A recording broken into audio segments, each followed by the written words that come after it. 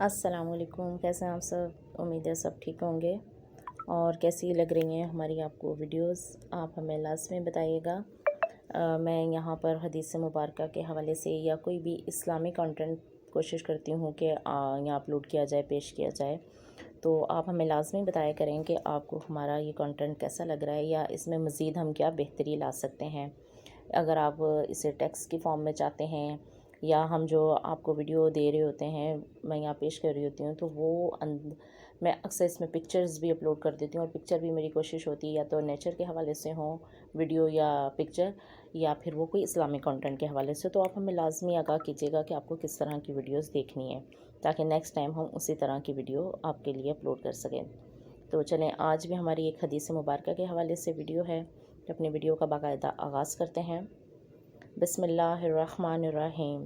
روایت ہے، انہی سے فرماتے ہیں کہ حضور اکرم صلی اللہ علیہ وآلہ وسلم کے صحابہ میں سے کچھ حضرات حضور صلی اللہ علیہ وآلہ وسلم کی خدمت میں حاضر ہوئے اور آپ سے پوچھنے لگے کہ ہم اپنے دلوں میں ایسے خیالات محسوس کرتے ہیں کہ انہیں بیان کرنا بہت بڑا گناہ معلوم ہوتا ہے۔ فرمایا کہ کیا تم نے یہ بات پائی ہے؟ عرض کیا ہاں۔ فرمایا یہ کھلا ہوا ایمان ہے۔ مسلم۔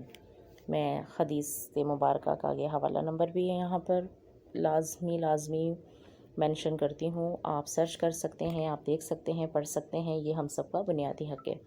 تو دعاؤں میں یاد رکھیے گا۔ نیکسٹ کسی ویڈیو تک کے لیے اجازت دیں، زندگی رہی تو پھر آپ سے ملاقات ہوگی، تب تک کے لیے اللہ حافظ۔